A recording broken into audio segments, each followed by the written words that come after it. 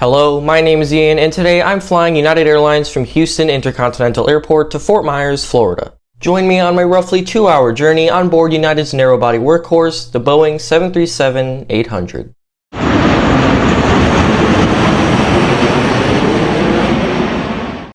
Welcome to Houston, Texas, one of the major cities in the American oil industry. It also happens to be where I spent the last week, and I can easily say I had a great time. And as a photographer, the city was quite picturesque, especially at night.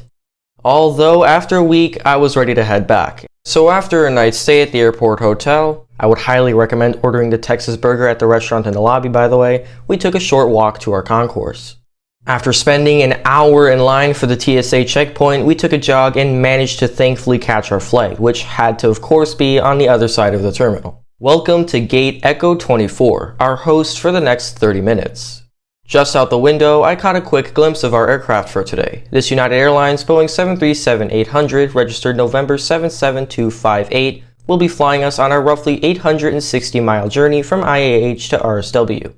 This aircraft was originally delivered to Continental Airlines as November 1786 Bravo before getting its current registration after United merged with Continental.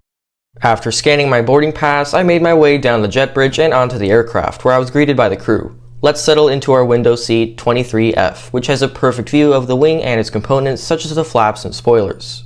At this point, we were just happy we made the flight. However, we wound up being delayed roughly 30 minutes due to a paperwork issue with another passenger.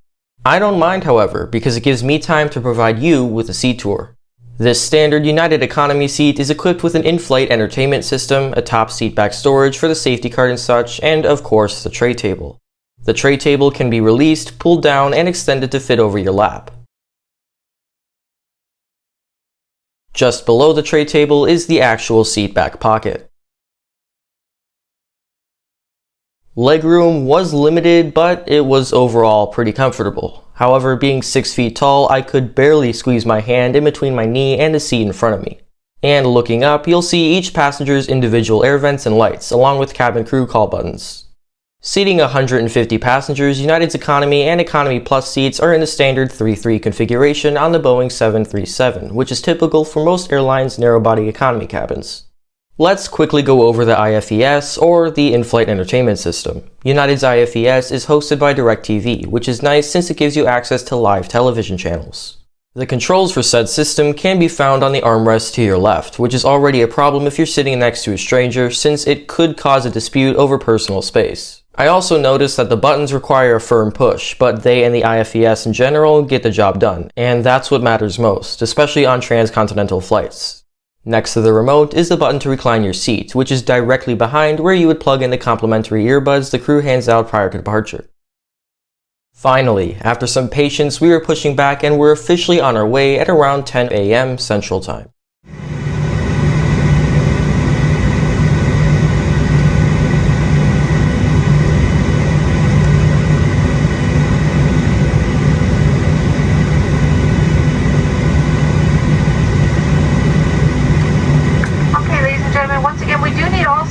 In airplane mode at this time, please. Thank you.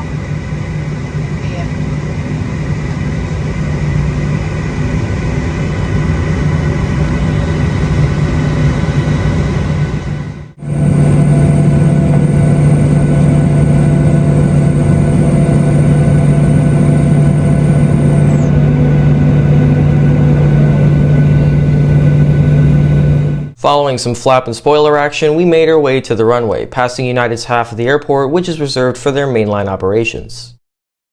While we were taxiing, I recognized the registration number on one of the planes we passed, and to my surprise, it happened to belong to United's first A321neo aircraft, which also happened to be the first Airbus plane delivered to them in almost 2 decades.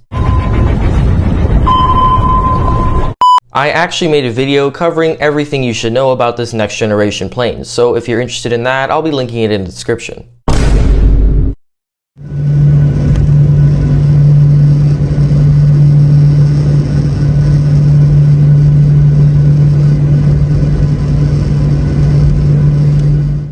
Soon enough, we were holding short of the runway, and after letting a United Express CRJ200 take off, we entered and lined up. No feeling will ever match that of hurling down a mile of pavement, changing speeds from 3 miles per hour to 80 miles per hour in seconds. With that, here's a departure out of Houston George Bush Airport, runway 09.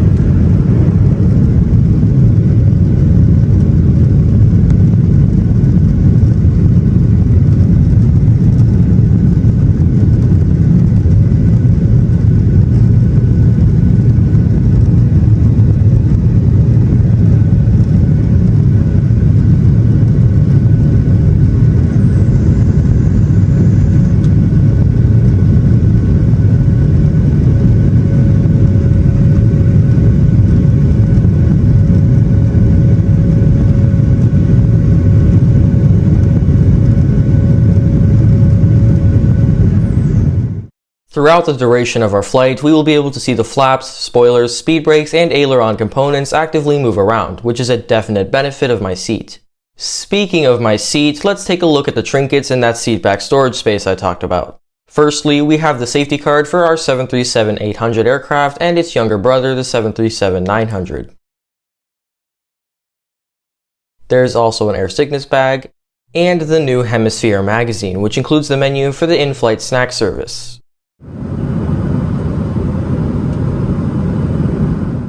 This magazine also features an article about United's new A321, the plane I talked about earlier, and an upgraded fleet page, which now includes a spot reserved for said aircraft. Maps of United hubs and major airports around the globe can also be found in this magazine. Soon enough, it was time to order food and beverages. A coffee with 2 creams was first on my list. In addition to that, I ordered surprisingly good complimentary chocolate and drinks. I also ordered the Takeoff Snackbox, one of United's signature in-flight sources of sustenance, and a concept many airlines are beginning to adopt. We'll take a closer look at that in a second. For my other beverage, I got an AHA or AHA. I'm not really sure how to announce such a unique name. Anyways, I chose pineapple and passion fruit as my flavor, which was both perfectly flavorful and very refreshing. And this is what that chocolate looked like. Despite its odd appearance, it was pretty good, and I personally can't turn down chocolate. The last time I had one of these was when I flew to DC, and that time they were much smaller. So good job, United, and thanks for giving me more chocolate. Anyways, let's peel away at that snack box and review its elements. Inside, you'll find apricots, beef salami, cheese and fig spreads, seasoned almonds, crackers, breadsticks, a stroop waffle, and a Toblerone chocolate. With that, let's pour ourselves a glass of tropical fruit water and enjoy this flight, which, thanks to the tailwinds, was a breeze. Pun intended.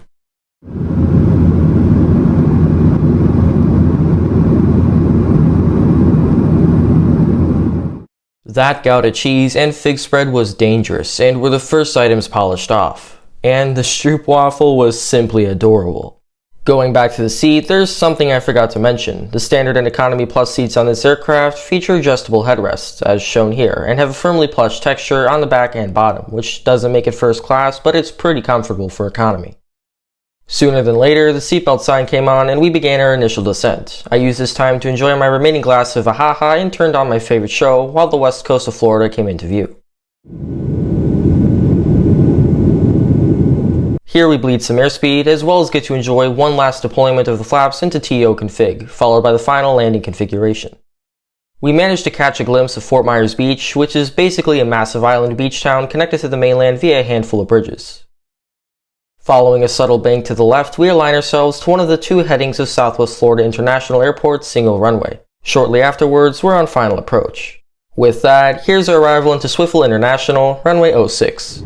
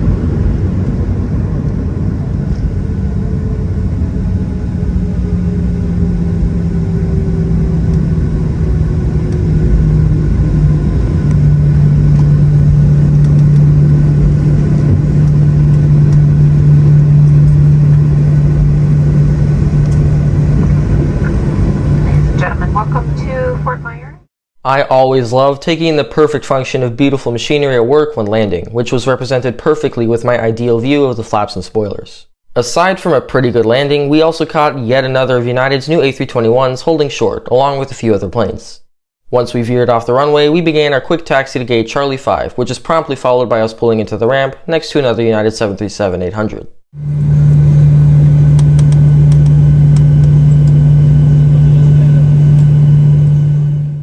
We deplaned the aircraft with ease, and I managed to sneak a peek at the cockpit and have a quick chat with the pilots, who kindly welcomed me in and gave me this United 737 trading card.